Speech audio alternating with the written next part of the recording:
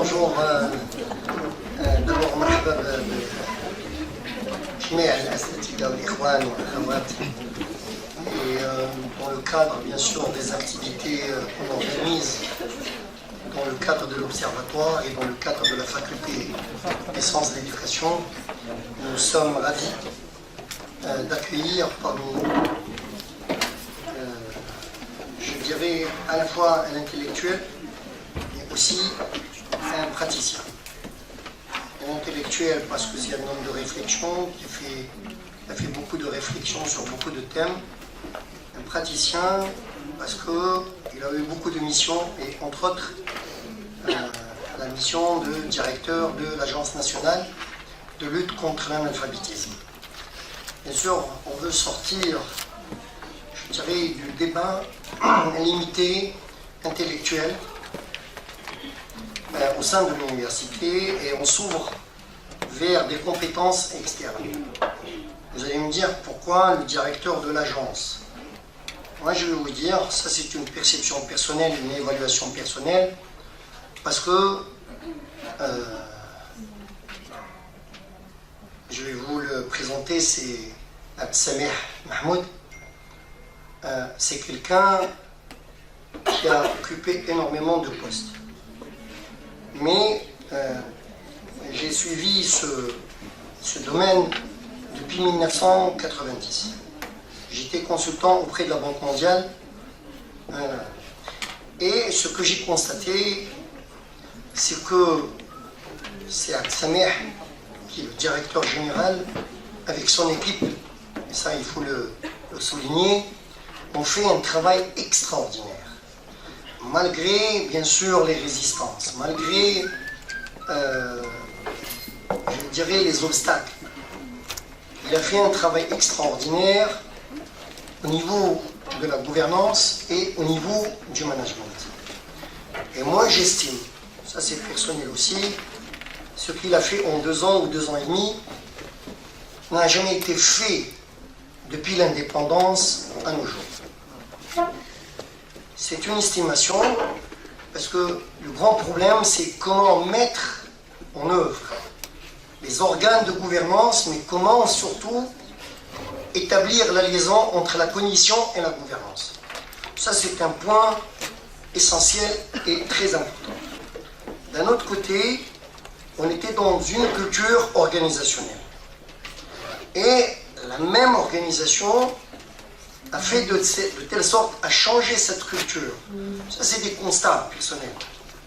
Alors, je donnerai la parole tout à l'heure à Abdessamih pour nous parler de son expérience avec son équipe.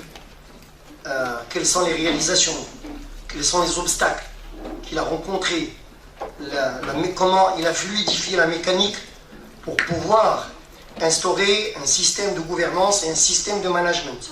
Peu importe, on n'est pas là pour l'évaluer. On est là pour un feedback d'une expérience que moi je juge personnellement qui va à une vitesse très très importante par rapport à la vitesse du changement qui s'opère dans le pays. Il n'y a pas que cette organisation, il y en a d'autres organisations et on aura l'occasion de débattre avec d'autres personnes sur cette problématique qui est la nôtre, de la gouvernance, du management, de la gestion, du développement, etc. Donc sans trop tarder, je vais vous donner la parole à M.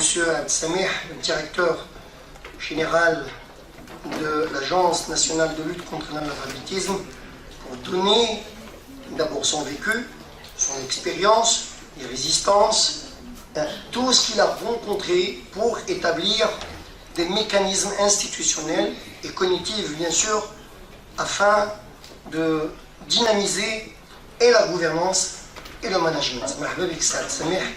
Et la parole est à vous. Bonjour tout le monde. Tout d'abord, je remercie vivement mon grand professeur Dira pour cette invitation. C'est un plaisir de partager avec vous un vécu d'une organisation, de de l'Agence nationale de lutte contre l'analphabétisme. Et je voudrais partager avec vous ma joie. Vraiment, je suis très content d'être parmi vous et je remercie ces Gdira pour cette opportunité. C'est une de prime abord opportunité pour moi parce que sincèrement, durant toute la vie, on a toujours besoin d'apprentissage. Lorsqu'on est étudiant, c'est bien de concilier théorie et pratique, et donc on avait toujours besoin de ce regard, de retour d'expérience des managers, des chefs d'entreprise. La même chose pour un praticien, j'ai besoin de cette ouverture académique, de votre retour, de vos commentaires, et donc c'est une opportunité pour moi pour vous écouter et pour partager avec vous cette je dirais, mission de lutte contre l'analphabétisme. Donc, merci beaucoup, mon grand professeur Sigdela. C'est une occasion pour moi également de rencontrer des amis que je n'avais pas eu l'occasion ces derniers temps de les rencontrer. Yassine Sassi, mon grand cher ami, un grand salut pour Serge Douahet. Je vois également M. Sid Abdelrahman, le directeur de cabinet de ministère de l'Énergie. Ça fait longtemps que je ne l'ai pas vu. C'est une grande opportunité aujourd'hui également pour le rencontrer. Merci pour la présence. Et bien sûr, chers étudiants, je suis très content de vous rencontrer. C'est un honneur pour moi pour partager avec vous cette présentation. Bien sûr, tout l'auditoire est la bienvenue. J'espère que cette présentation sera très utile pour vous, qu'il va donner l'appétit pour une série d'autres présentations avec d'autres invités. Je pense que c'est une pratique importante pour un cursus académique. Je l'ai vécu dans certains cursus. Ça donne beaucoup de résultats. Donc, je félicite la faculté de sciences de l'éducation et l'Observatoire pour ces initiatives. Et je pense que vous allez voir que c'est extrêmement utile, bien sûr, si les présentations sont pertinentes.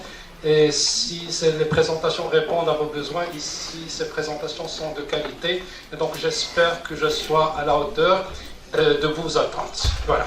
Donc, sans tarder, je vais partager avec vous cette expérience. Je ne vous cache pas que c'était très difficile pour moi au début de trouver l'angle d'attaque, donc quel style de gouvernance, quel style de management pour l'Agence nationale de lutte contre l'analphabétisme, pour un auditoire qui a une vocation académique, un esprit de recherche scientifique, un niveau intellectuel important. Et donc c'est un exercice de rapprochement qu'il fallait faire, et j'espère le réussir.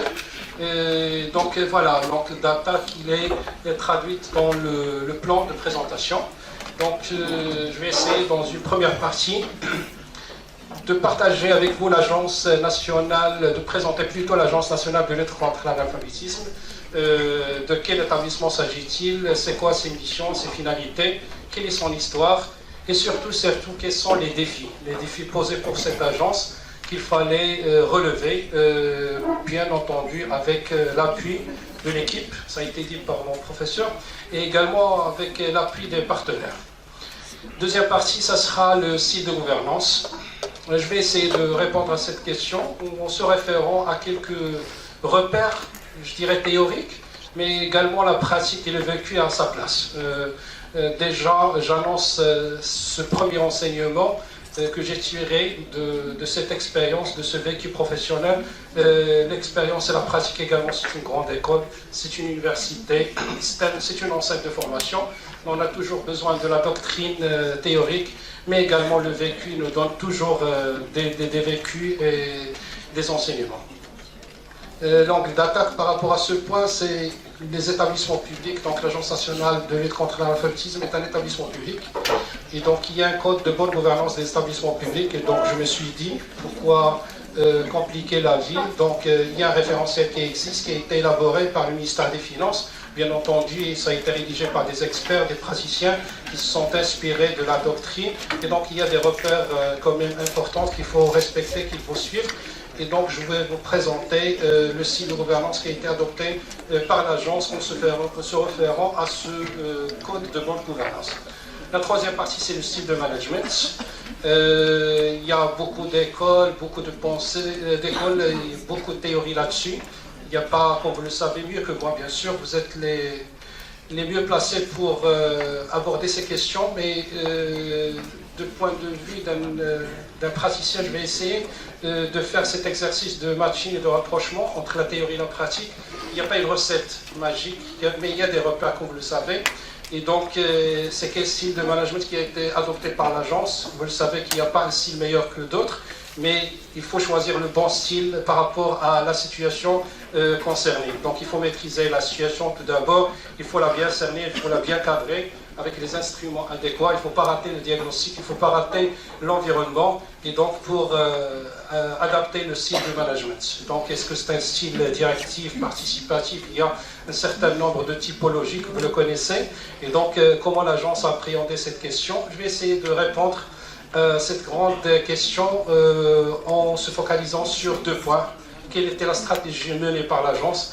Également, quelle est la boîte à outils qui a été employée, utilisée et expérimentée parfois? Dernier point, est-ce que tout cela a servi à quelque chose? Quel est le bilan? Est-ce que c'était positif? Est-ce qu'il y a des performances, des contre-performances? Et quel est l'enseignement tiré? Et qu'est-ce qu'il y a des perspectives? Parce que c'est important, tout ce travail, tous ces instruments, toute cette stratégie, ça sert à quoi? S'il n'y a pas des résultats, au moins s'il y a une évaluation qui nous éclaire sur l'avenir. Je pense que c'est important pour démontrer l'intérêt de la gouvernance et du style de management. Donc voilà ce que je vous propose comme menu. J'espère que ça répond en partie à vos attentes. Donc j'attaquerai le premier point, la première partie, l'Agence nationale de lutte contre l'analphabétisme. C'est important de rappeler l'historique de cet établissement. Donc c'est un établissement public, ce n'est pas un ministère, ce n'est pas une direction qui relève d'un ministère, qui a été créé en 2013, qui est rattaché au chef de gouvernement, mais qui a passé par un changement structurel extrêmement important. Ce changement a influencé sur les choix stratégiques de l'agence.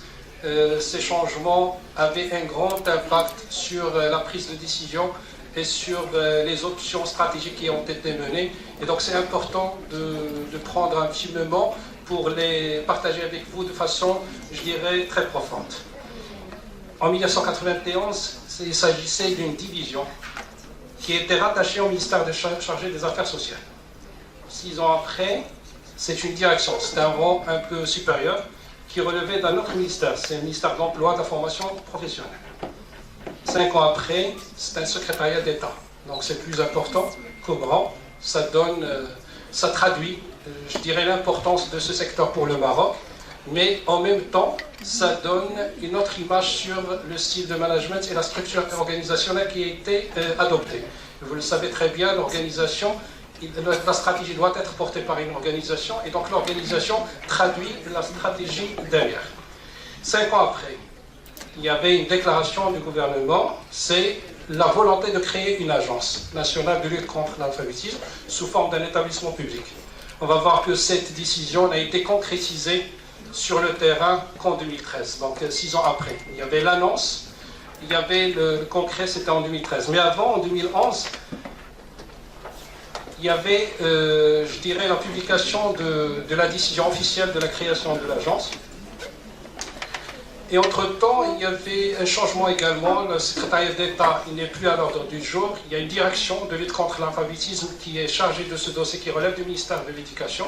C'est un changement sur le plan rang de la structure en charge de ce dossier, donc dans le sens inverse. Et après, l'agence a été créée. Elle a été créée en 2013. Il n'a été doté de son organigramme qu'en 2017. Donc 4 ans pour avoir un organigramme adéquat pour l'agence qui est maintenant présente sur tout le territoire marocain. C'est récent, donc c'est un établissement public avec des services extérieurs, des directions régionales et des délégations provinciales. Je présenterai le détail après. Pour dire quoi? Pour dire que c'est un secteur qui est toujours présent dans les choix stratégiques du pays, qui avait un grand changement structurel sur le plan rang et sur le plan appartenance. Mais je pense que le grand changement, c'est celui qui est vécu actuellement, parce qu'on passe d'un ministère, d'une administration à un établissement public, Également, on passe à un rattachement qui est lié au chef de gouvernement. C'est pour permettre à cet établissement de jouer pleinement son rôle et sa mission. On va les voir. Pratiquement 3 missions, mais la mission principale de cet établissement, c'est la coordination. C'est un établissement qui a été créé pour assurer la coordination des efforts de l'ensemble des acteurs pour réaliser des programmes d'alphabétisation. Bien entendu, il y a d'autres missions, c'est la réalisation d'un certain nombre de services, de prestations liées à la formation, à l'élaboration des outils didactiques et à la mise en œuvre des programmes d'alphabétisation. Également, c'est un établissement qui a une force de proposition, il peut proposer des actions au gouvernement à même de développer toutes les mesures, toutes les actions, toutes les activités d'alphabétisation qui sont menées.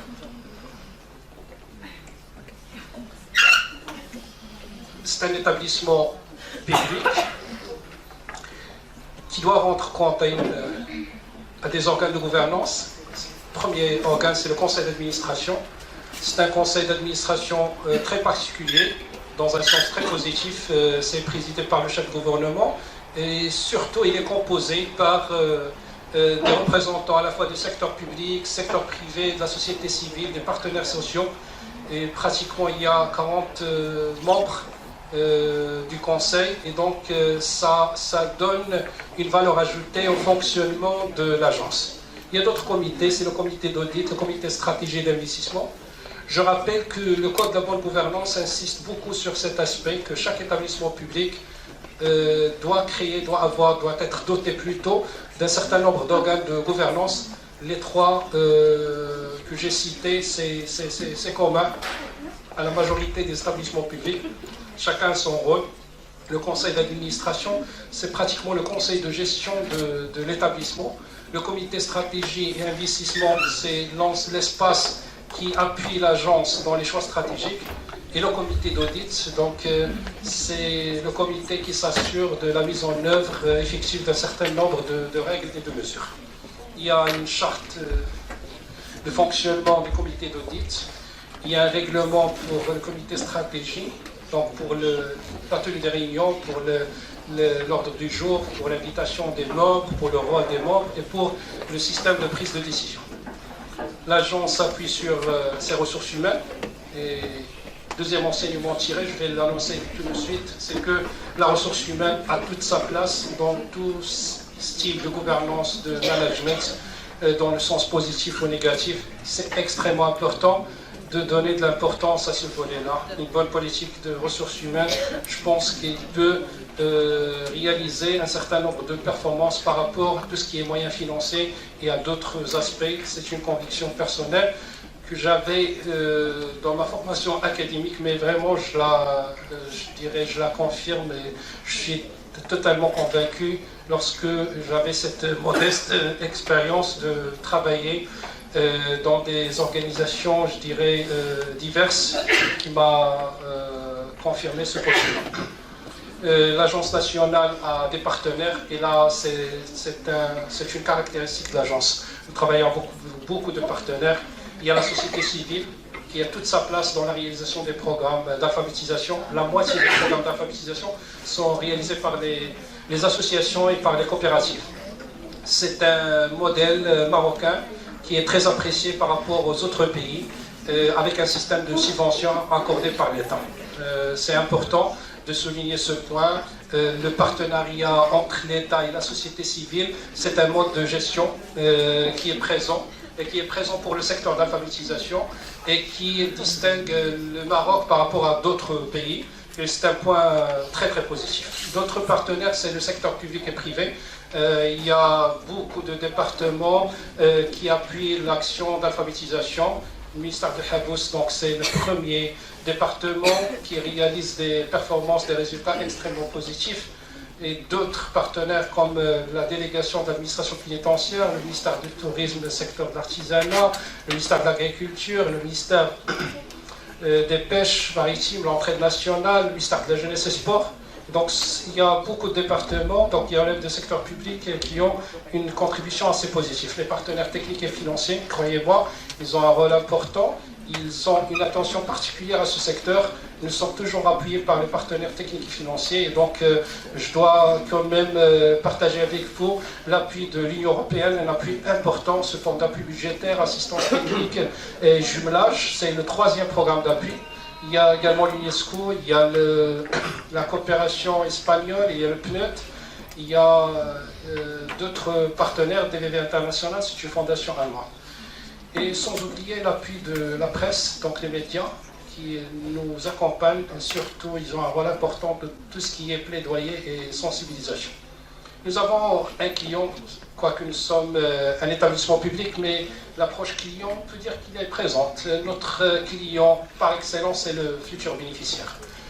Malheureusement au Maroc, le taux d'analphabétisme il est quand même important. C'est 32% de la population, c'est le taux d'analphabétisme au Maroc. C'est pratiquement 8 600 000 analphabètes. Et donc, tout l'effort de l'agence, en coordination avec l'ensemble des partenaires, doit s'adresser à cette population. Comment réduire ce taux? Comment s'adresser à cette population qui est hétérogène? Il y a plusieurs segments. Quelle démarche de ciblage il faut mener? Quelle politique de plaidoyer, de communication, de sensibilisation pour tout d'abord encourager, inciter l'analphabète à bénéficier des programmes d'alphabétisation, mais surtout à le fidéliser, parce que l'action alphabétisation, ça dure dans le temps, 1 année, 2 ans, donc il faut garder l'attention de ce bénéficiaire, c'est un client pour nous, et donc c'est un paramètre de décision et de choix stratégique pour l'agence.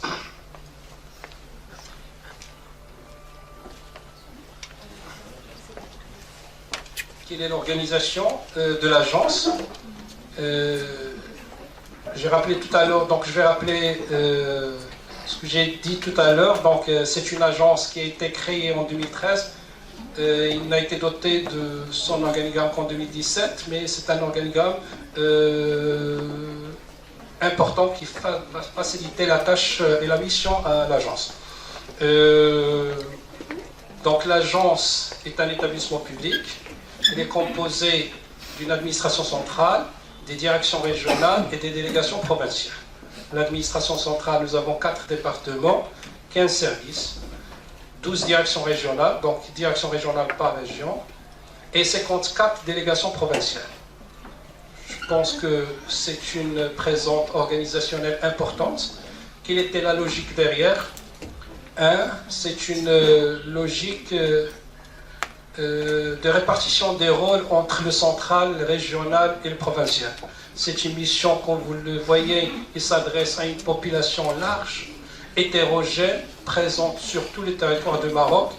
Et nous avons cette, je dirais, considération de clientèle. Et donc nous voulons être proches à notre client et nous voulons être donc présents donc, au niveau du territoire marocain. Et cette répartition, il se fonde sur un principe de répartition de la nature des missions.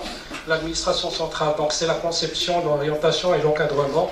Le régional, c'est le patron de la région. C'est l'interface de l'agence par rapport aux décideurs au niveau de la région. Et c'est l'instrument pour concrétiser la régionalisation avancée par rapport à ce secteur et pour fluidiser toutes les démarches de réalisation des activités au niveau de la région. Et la délégation provinciale, c'est la cheville ouvrière, c'est tout l'opérationnel, c'est concrètement l'ouverture des classes et le suivi des programmes d'alphabétisation. Donc cette répartition, elle est fondamentale et ça impacte énormément le fonctionnement et les procédures de l'agence. Une autre logique importante qui a primé pour ce choix d'organisation. Je rappelle que auparavant, c'était une structure qui est rattachée au ministère de l'Éducation nationale. Et là, c'est un département qui a un rôle important par rapport à tous les dispositifs de l'éducation et de la formation. L'alphabétisation, il fait partie de ces dispositifs. Le ministère a réalisé beaucoup d'acquis par rapport à ce secteur.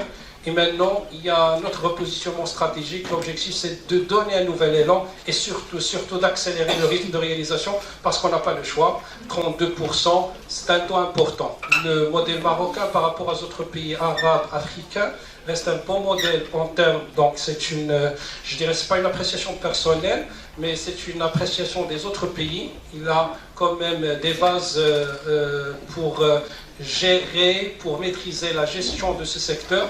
Ça, c'est un point positif par rapport à d'autres pays. Mais malheureusement, le taux reste un peu élevé. Et donc, le Maroc n'a pas le choix. Il faut penser rénover à d'autres schémas. Et donc, c'est pour cela que l'agence a été créée. Et donc, je disais que c'était une direction de lutte contre l'analphabétisme avec des services. Des services d'alphabétisation et de l'éducation non formelle. Ce sont deux secteurs différents. Tout relève du non formel, mais l'éducation non formelle, il s'adresse à une catégorie d'âge, et nous, on s'adresse à une autre catégorie. Nous, tout ce qui est 15 ans et plus, pour le secteur de l'éducation non formelle, c'est entre 8 et 15 ans.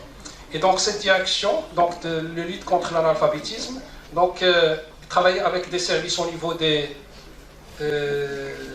directions provinciales qui relèvent du ministère de l'Éducation, qui relèvent aussi des académies régionales d'éducation et de la formation, mais qui ne relèvent pas hiérarchiquement de cette direction. Donc là, le point où je voulais y arriver, donc c'est un point extrêmement important, c'est-à-dire que les services qui sont en charge de ce dossier, ils se chargent de deux secteurs, l'alphabétisation et l'éducation non formelle, mais n'ont aucun lien hiérarchique avec la direction de lutte contre l'analphabétisme. Cela a un impact sur l'obligation de résultat, sur la relation hiérarchique entre le central et le local, et sur cette fondamentalité, je dirais ce principe de répartition des tâches entre le central et le régional et le provincial, et donc qui a, à mon sens, créé quelques, je dirais, obstacles pour la bonne réalisation des projets. Et donc c'était en fait une relation, on peut dire, fonctionnelle beaucoup plus hiérarchique, et c'était beaucoup plus, c'est une relation de coordination. Et donc ça a été dépassé dans le cadre de la nouvelle organisation. Je souligne ce point également, c'est extrêmement important qu'une organisation se dote d'un schéma, d'un organigramme qui facilite, je dirais, le suivi de la concrétisation de l'obligation de résultat. Donc une relation, je dirais, hiérarchique très claire a été dépassée. Je pense que c'est important. Ces ajustements structurels, ils ont un impact extrêmement important, structurel, sur l'action de l'alphabétisation.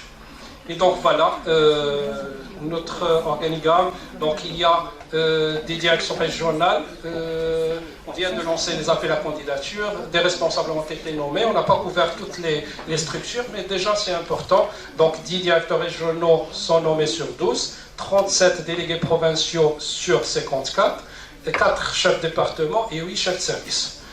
Chaque région, chaque province a un taux d'analphabétisme.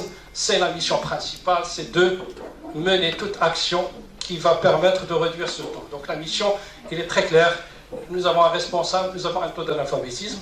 On peut partager avec vous par la suite la présentation, toutes les données. L'agence, bien entendu, elle est ouverte pour partager avec vous toute autre information. L'équipe de l'agence, elle est présente avec nous. Donc c'est bien qu'on garde cet espace, ces passerelles entre nous. Et donc on va mettre à votre disposition toute l'information que vous souhaitez. Voilà, donc par rapport à l'organisation, donc au niveau de chaque région, nous avons les délégations provinciales, 54 délégations provinciales par rapport à 82 provinces. Donc au niveau de certaines délégations, ils se chargent de plus d'une province. 3 régions qui sont très touchées par ce fléau, Marrakech, la région de Marrakech, la région de Fès et la région de Blimela.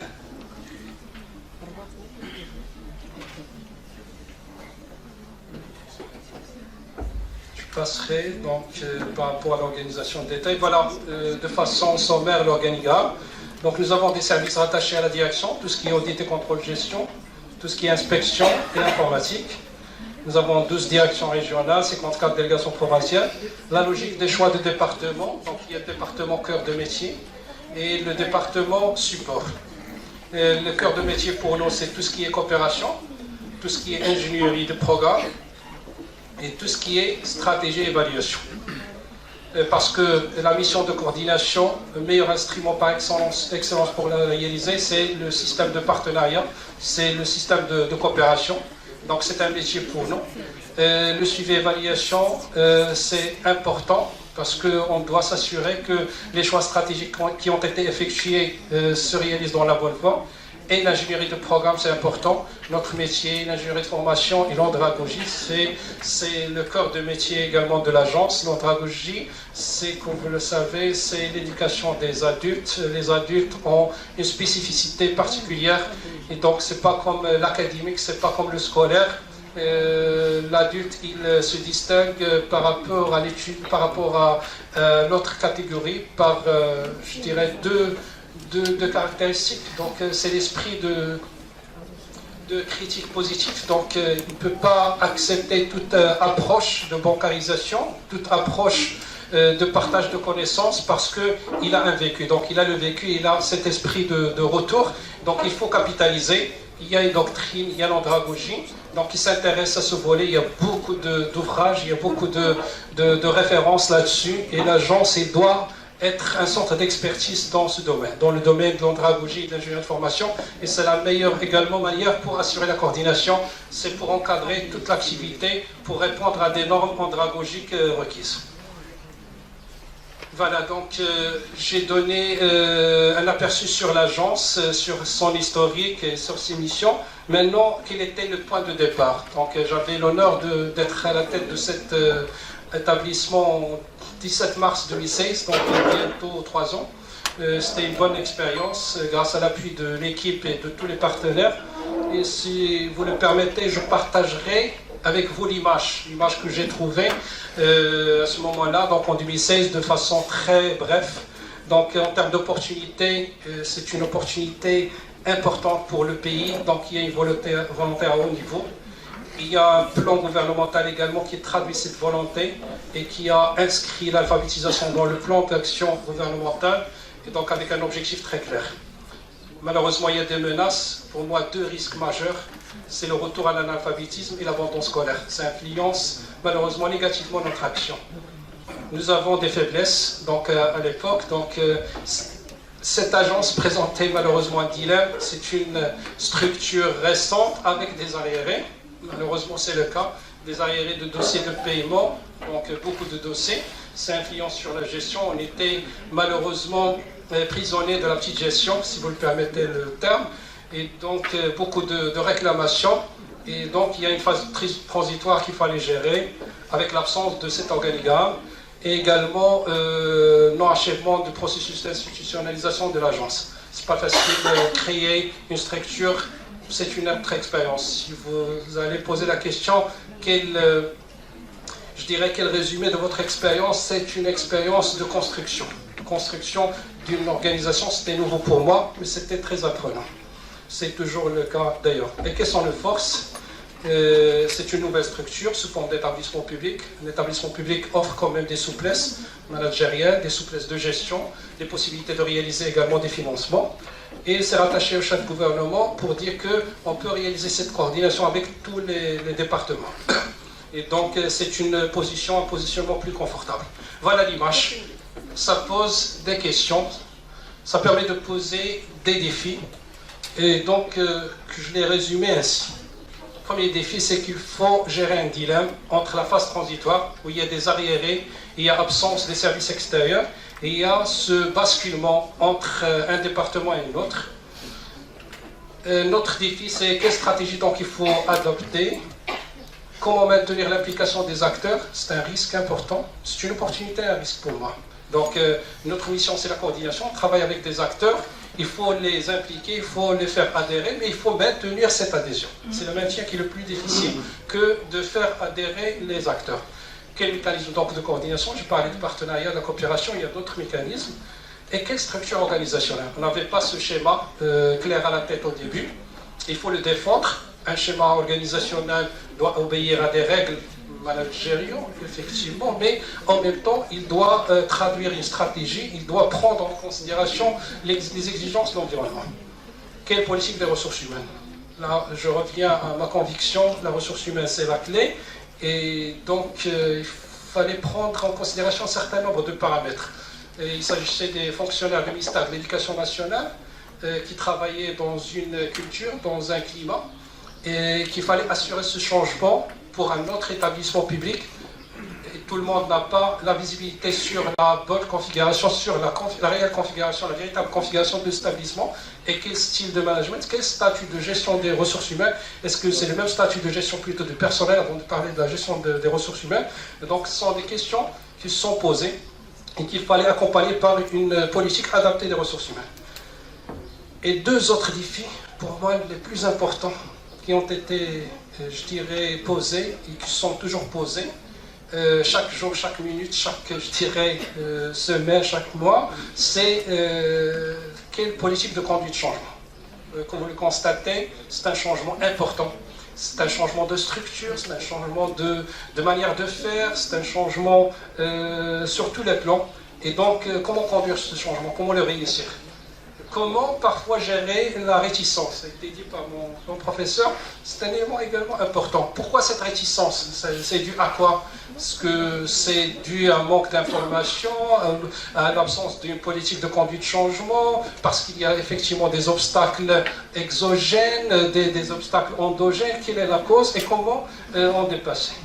Dernière chose, donc c'est un point qui est pour moi lié, comment instaurer la nouvelle culture d'organisation. Vous savez que chaque entreprise a sa propre culture et c'est bien de maîtriser la culture de l'entreprise. C'est un paramètre de décision, c'est un paramètre qui influence tout. Et donc, il faut se projeter sur la nouvelle culture. C'est une nouvelle culture de par toutes les composantes que j'ai rappelées tout à l'heure.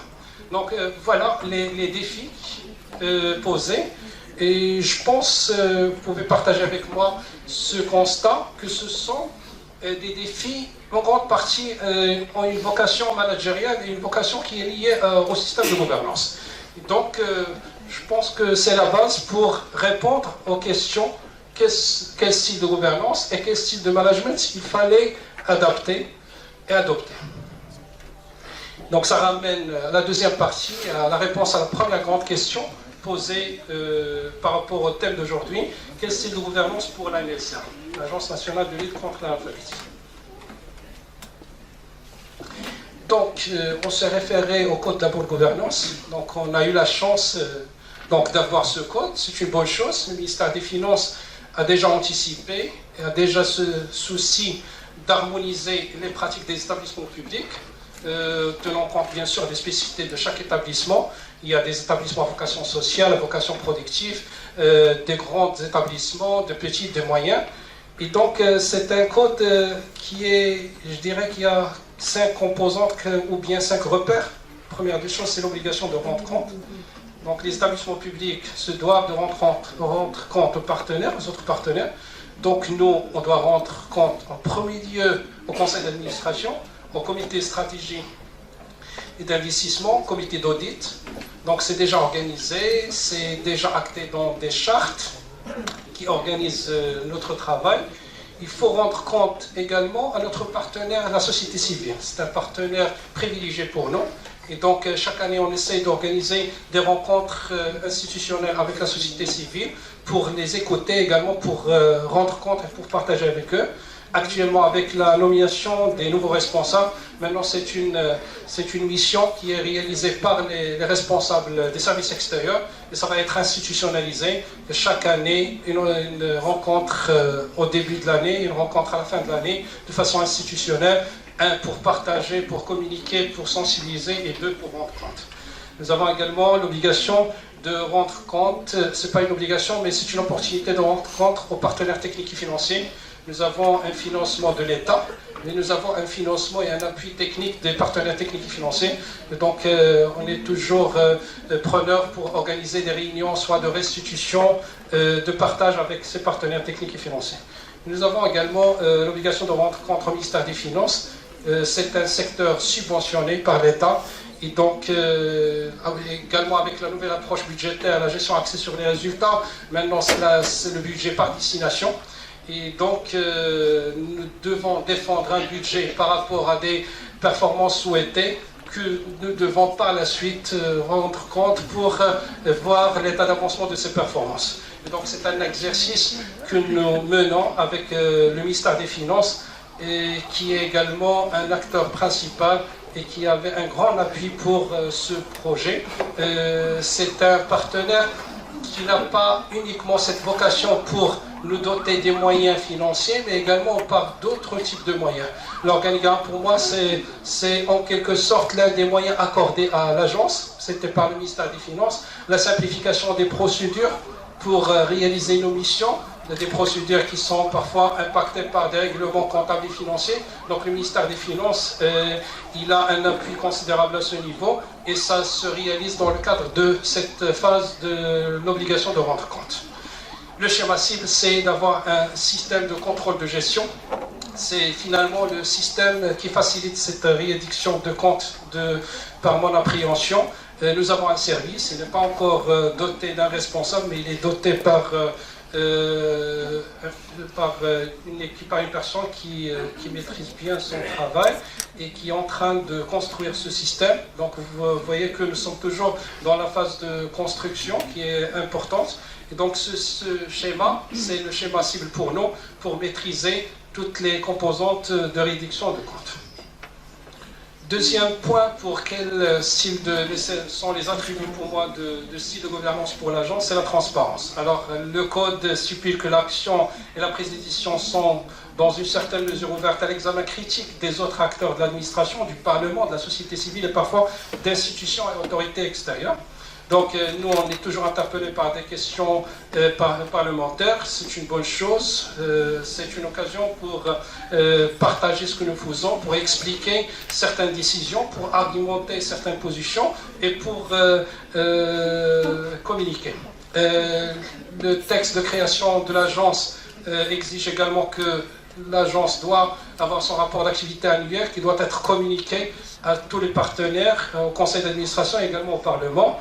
Il y a la transparence qui doit être également traduite par l'esprit de la concurrence.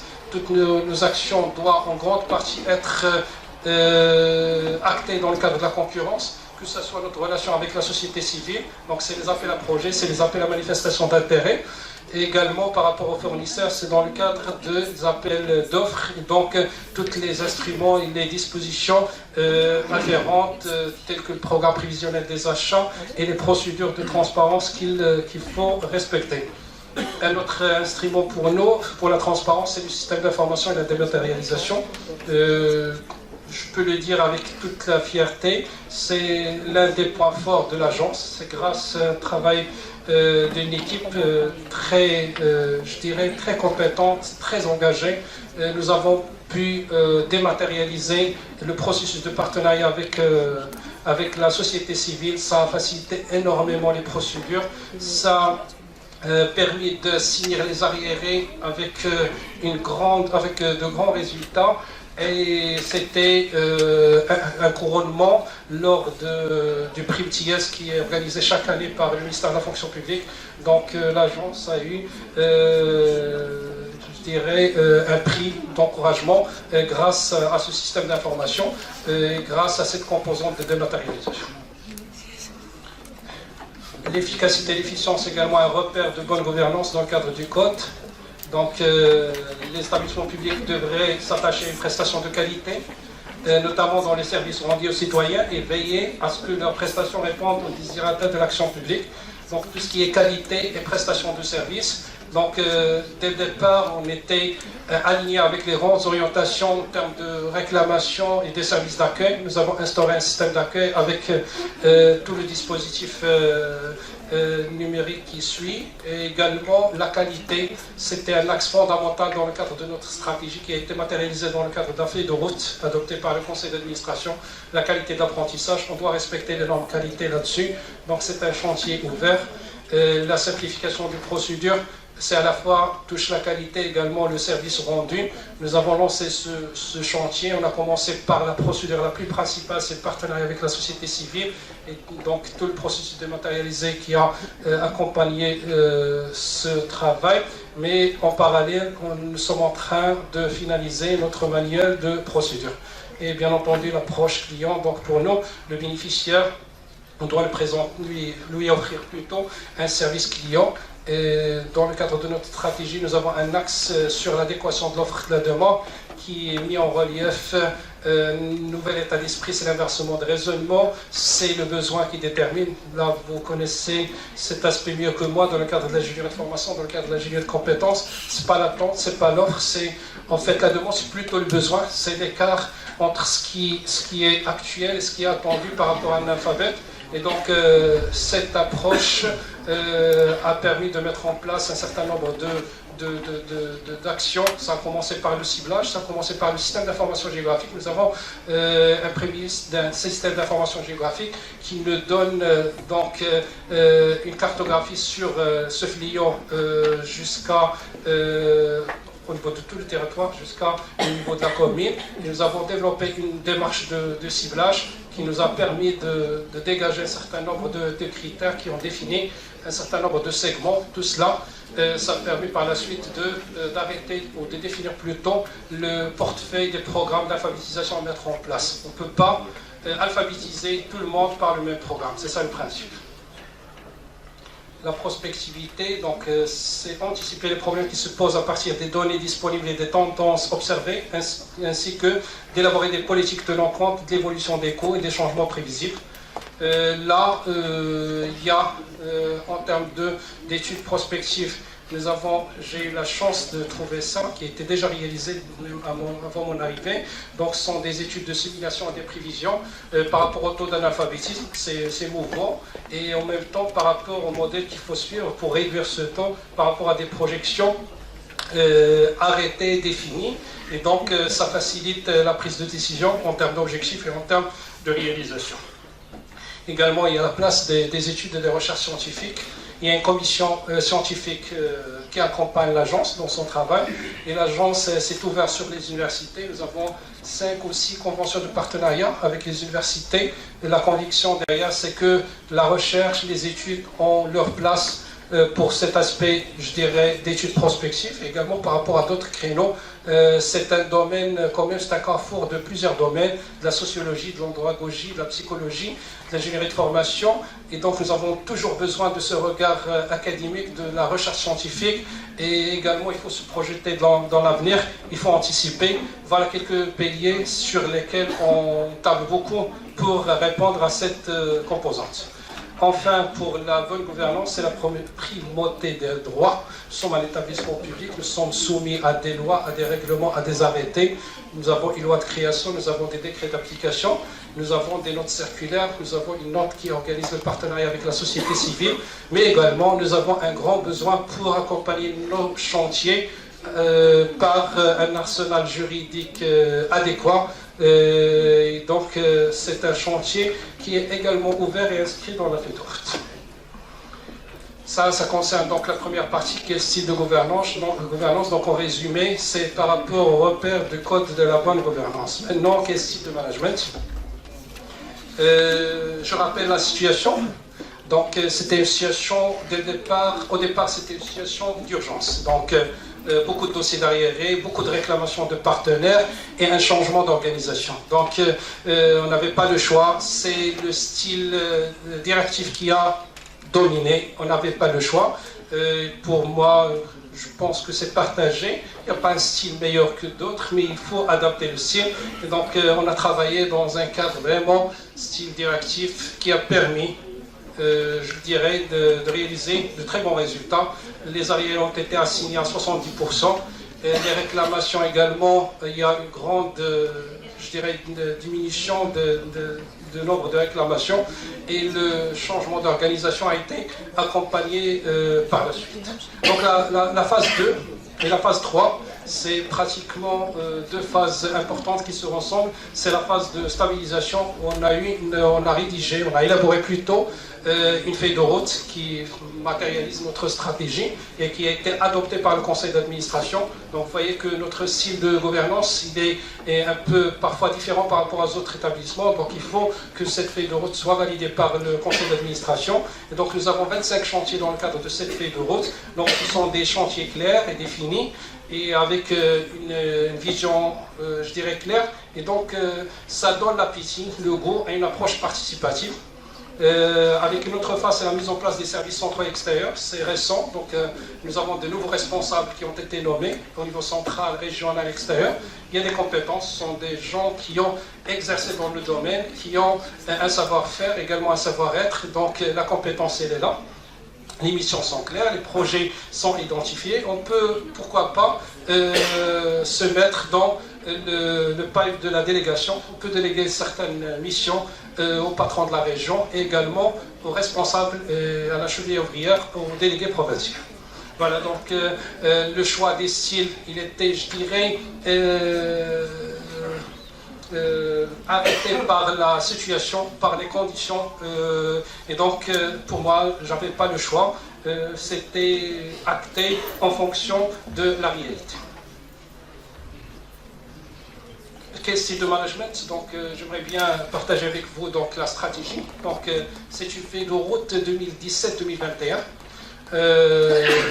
Ça a été adopté au conseil d'administration, qui a été tenu à l'occasion de la journée internationale de l'alphabétisation, le 8 septembre 2017. Quelle est notre vision? C'est d'intensifier la coordination et le renforcement et la mobilisation de tous les acteurs. C'est ça la vision, c'est de par nos missions et de par tous les éléments de l'environnement. C'est pour accélérer le rythme de réalisation. Il faut réduire le taux d'analphabétisme, donc c'est l'objectif principal. Donc en termes de priorité stratégique, il y a l'aspect gouvernance qui a toute sa place dans le cadre de la feuille de route. C'est un axe stratégique de la feuille de route. La qualité des apprentissages, il faut l'améliorer. Et également, il faut assurer l'adéquation entre l'offre et la demande. Donc c'est ce que j'ai expliqué tout à l'heure. 8 600 000 analphabètes avec un seul programme, ce n'est pas permis. Il faut adapter les programmes d'alphabétisation aux besoins de la population. Quels principes? Ce sont les principes de la vision stratégique, l'éducation de la formation, et les priorités. Et il faut alphabétiser tous les analphabètes, c'est une réalité, mais quand même il faut avoir une priorisation. La priorité est donnée au milieu rural, aux femmes, et aussi aux jeunes. Voilà l'objectif. Nous avons 32% d'après les recensements généraux de la population, donc en 2014. Nous envisageons un objectif de 20% en 2021, un objectif de 10% en 2026. Bien sûr, ce n'est pas un souci quantitatif, mais un souci qui est cadré par tout ce qui est qualitatif. Le principe d'égalité et d'équité, donc tout le monde a droit à l'accès au programme d'alphabétisation, mais selon leurs besoins, avec la qualité requise, donc les normes de l'ingénierie de formation de l'andragogie, et un programme qui donne une promotion de l'individu par rapport à son environnement. Donc l'écriture, le calcul et la lecture sont des compétences de base, mais ils ne sont pas suffisantes. Il faut qu'ils soient utiles par rapport à un vécu. Et d'ailleurs, c'est matérialisé dans le cadre de nos programmes d'alphabétisation.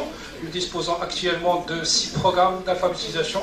Un programme commun, donc transverse, c'est le programme Alpha. Un programme de renforcement, c'est le programme Post-Alpha, qui vient après le premier niveau pour renforcer les compétences de base, mais également pour donner des instruments pour créer des coopératives, des activités génératrices de ressources, pour apprendre quelques notions par rapport à des métiers. Nous avons un programme alphabétisation fonctionnelle, s'adresse aux analphabètes qui exercent une fonction. Il y a les agriculteurs, il y a les artisans, il y a la pêche. Donc déjà nous avons des manières, des curriculums, mais nous sommes en train de développer d'autres programmes en fonction des besoins de la population. Maintenant on travaille avec le secteur public, avec le secteur des bâtiments de travaux publics, avec le secteur tourisme. Et également on est en train de développer un programme des artisans de service. Un autre programme, c'est le programme des jeunes. La population des jeunes à sa place, à sa particularité, et il faut un programme adapté. C'est un programme qui s'étale sur une période importante, qui est conçu en 2 langues, donc c'est un programme en arabe et en français, qui essaie d'être proche au véritable souci des jeunes. Donc chaque année, il faut alphabétiser plus d'1 million de bénéficiaires. C'est un chiffre important qui nécessite la mobilisation de tout le monde. La feuille de route donc, met en exergue 5 chantiers.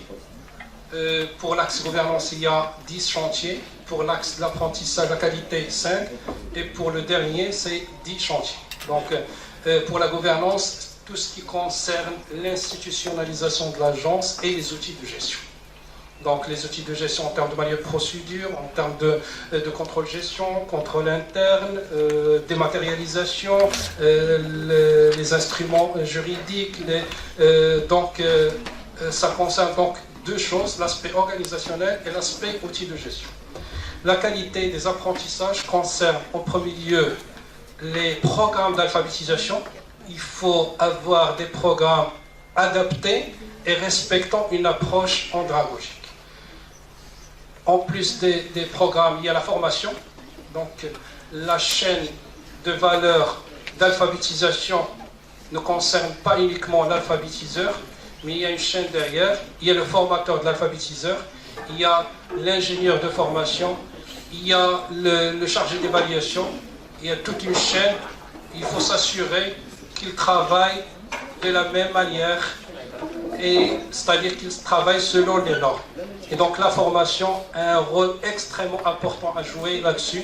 Nous avons fait un choix, nous travaillons sur ce chantier avec le ministère de l'Éducation à travers les centres régionaux de l'éducation et de la formation. Ce sont des centres expérimentés en matière d'ingénierie de formation.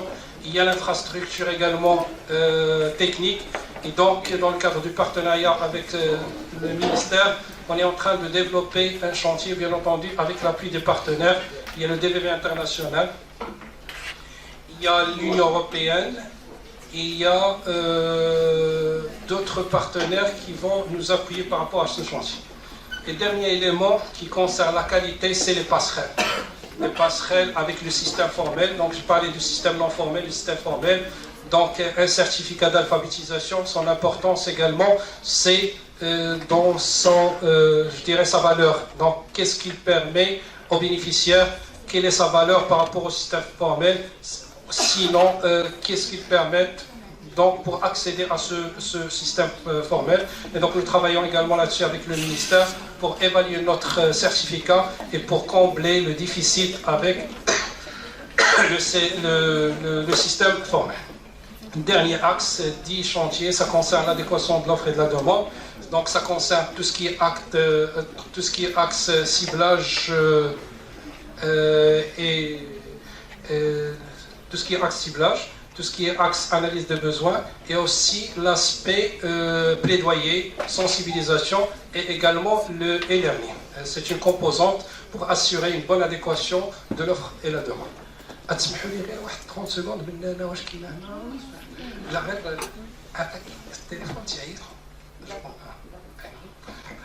donc l'adéquation de l'offre et la demande, donc l'aspect e-learning également, il est important pour assurer cette adéquation, parce qu'on peut s'adresser à plusieurs bénéficiaires et on peut s'adresser à ces bénéficiaires selon le besoin, et également on peut participer et contribuer à inciter ces bénéficiaires à participer au mode présentiel.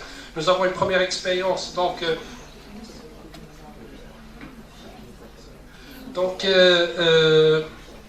nous avons une première expérience, c'est Alpha Nord. Vous pouvez d'ailleurs le télécharger à travers Play Store. Donc c'est un programme Alpha Mobile, donc sur le téléphone, qui a été développé, adressé aux artisans, donc qui n'a pas un objectif pour alphabétiser ses bénéficiaires. C'est pas ça l'objectif, mais l'objectif, ça donne une initiation, ça donne un encouragement et ça permet de compléter le dispositif présentiel.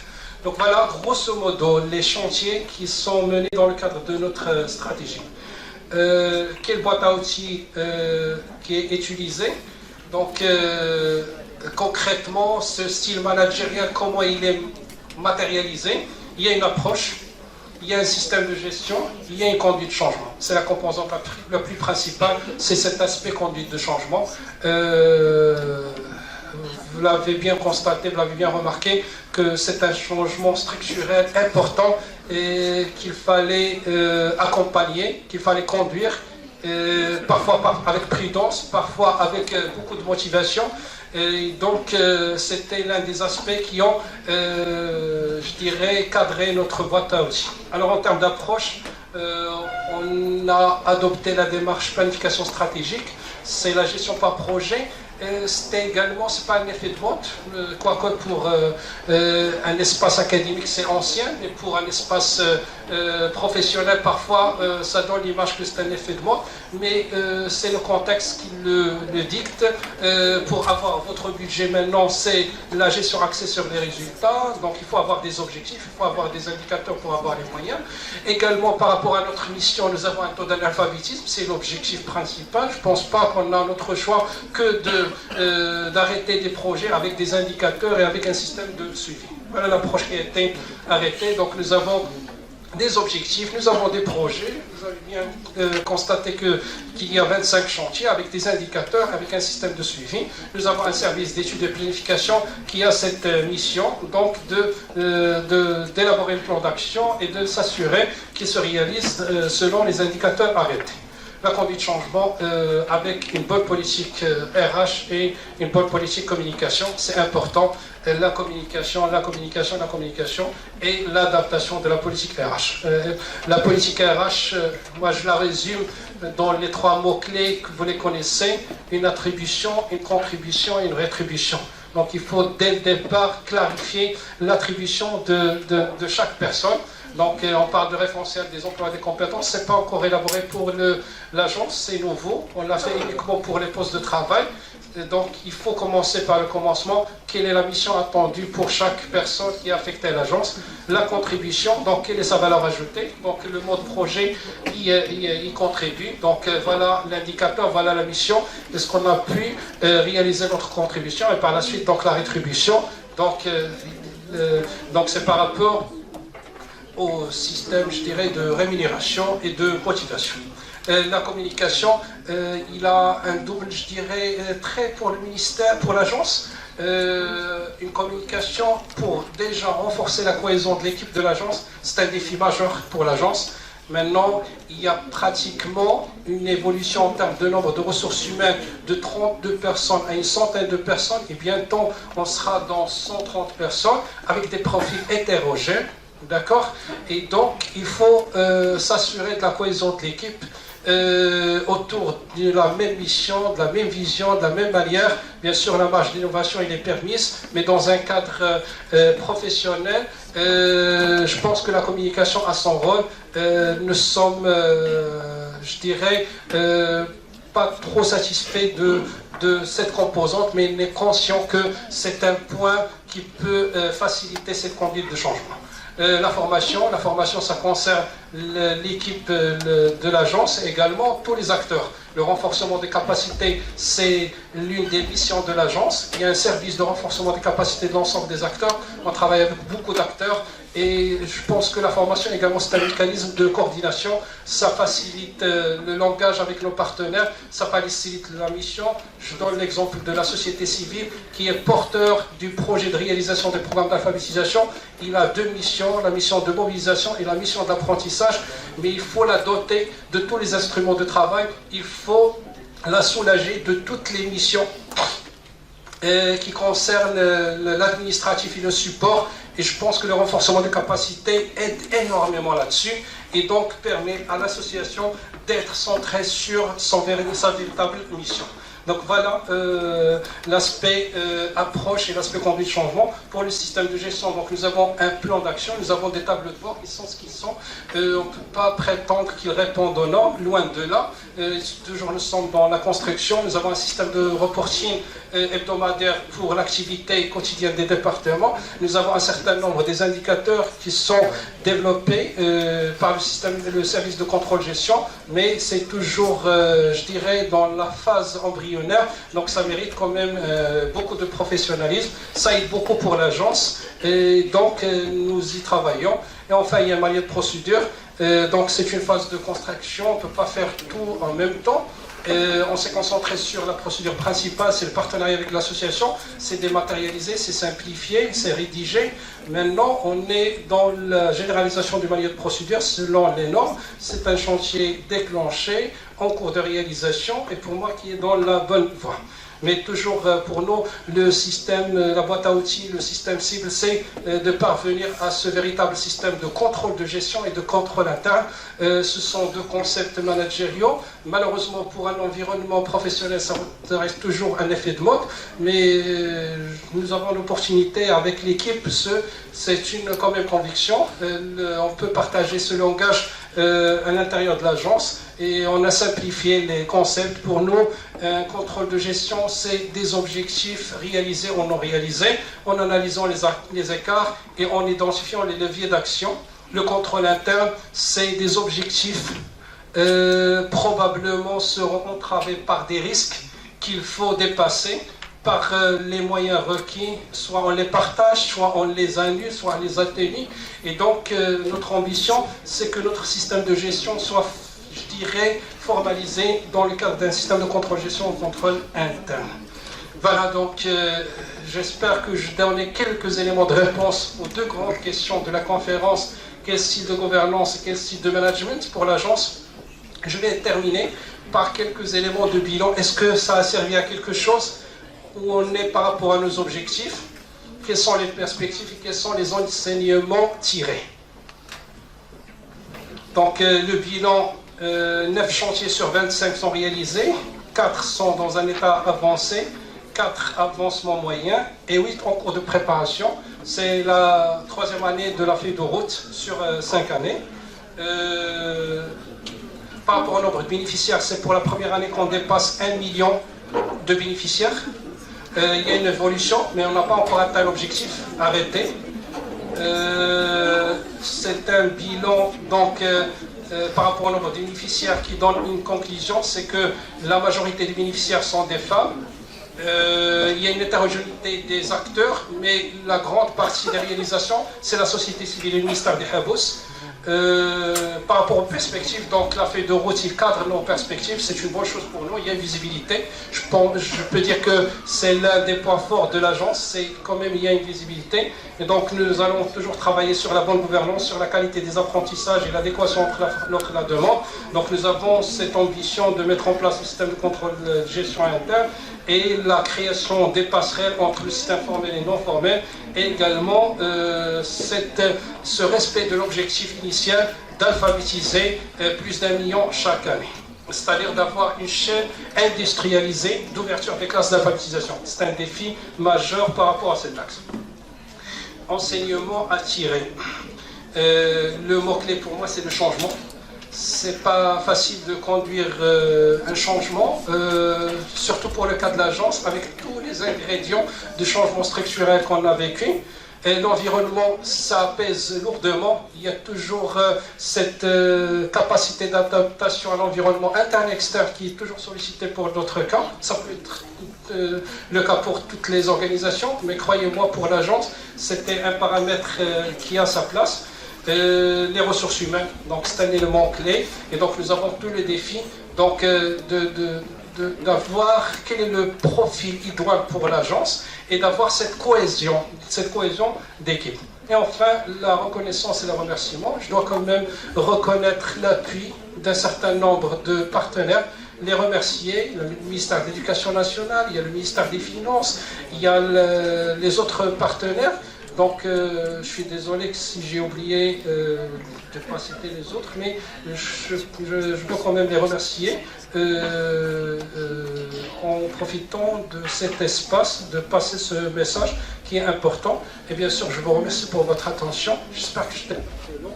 J'espère que كنت خفيف على القلب. شكرا جزيلا.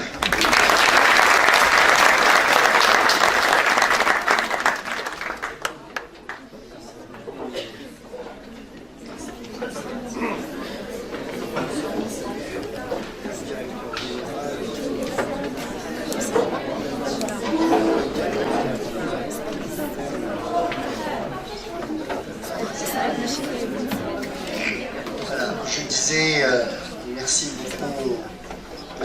Samir Mahmoud, pour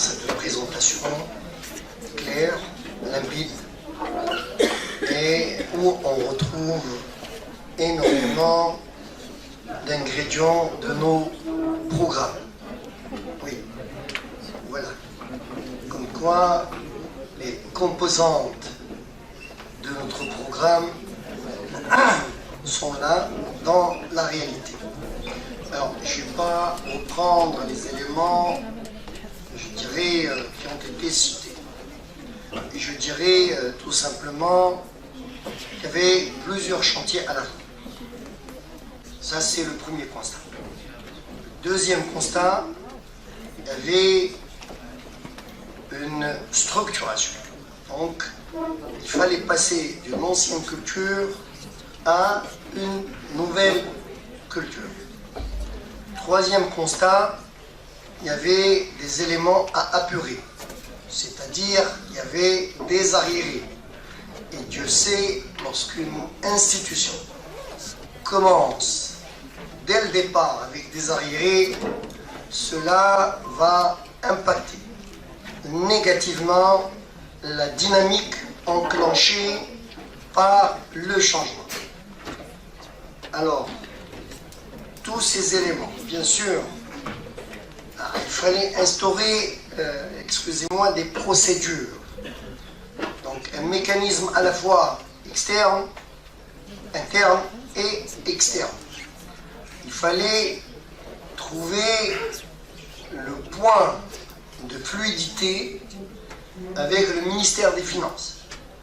Parce qu'il n'y a pas de fonctionnement sans budgétisation et donc certification, pas certification, mais je dirais facilitation du travail. Il fallait adopter un système d'information intégré. Je crois que l'agence et à sa tête, sa mère ont compris qu'il n'y a pas de pouvoir de changement sans système d'information intégré. Et ça, c'est un outil majeur. Bien sûr, je relève personnellement, et je laisserai ça pour le débat, des insuffisances. Il a cité beaucoup d'insuffisances, donc c'est des chantiers en cours. Mais je dirais en 3 ans, avoir la capacité, toute une équipe qui a travaillé, avoir la capacité de couper avec une culture ensemble et redémarrer ce chantier, enfin pas ce chantier, mais redémarrer ce secteur, c'est quelque chose de très, très, très important. C'est un travail qui n'a pas pu être fait, et je ne lance pas des fleurs, parce que c'est toute une équipe qui est derrière, d'autres instances qui sont en collaboration avec un travail qui n'a pas été fait depuis l'indépendance à nos jours. C'est vrai qu'il y avait nécessité de processus de maturation. C'est pas évident. La vitesse n'est pas la précipitation. Donc, il fallait, je dirais, tout simplement combattre les réticences, enclencher le changement culturel. Il y a un élément, mais je poserai la question en même temps, parce que c'est vrai, de ce côté-là, on travaille. Mais comment motiver, et ça c'est ma question principale, comment motiver les gens à venir s'alphabétiser? C'est là le grand problème. C'est-à-dire on a rodé la machine, et de l'autre côté, les bénéficiaires, parfois, n'ont pas conscience de ce que pourrait apporter une alphabétisation. Des gens qui n'ont pas, bon, etc. Donc maintenant, quels sont les outils mobilisatrices pour pouvoir développer une attractivité afin que les gens puissent venir développer un autre élément qui a été cité. Moi je pose le premier question, excusez-moi. Autre élément qui a été cité, à savoir l'informatisation, le système d'apprentissage. Je ne sais pas à quel point il y a des chantiers. Aujourd'hui, nous parlons de e-learning, nous parlons de MOOC, nous parlons de... À quel point l'agence a intégré ces éléments dans sa stratégie. c'est vrai, on a parlé de dématérialisation, Samir a parlé de dématérialisation, mais il reste ce point, est-ce que nous avons cette culture d'aller, je dirais, se mettre dans un dispositif d'apprentissage sans contrepartie. Sans contrepartie. Et c'est ça le grand problème. Si vous demandez à quelqu'un à quoi sert l'alphabétisation, hein, d'abord, je ne suis pas là pour débattre de cette question. Moi, je vous pose cette question en même temps. Je pose ces questions, mais j'ouvre le débat, hein, pour tous les participants ici présents, pour poser des questions, intervenir, donner des corrections peut-être.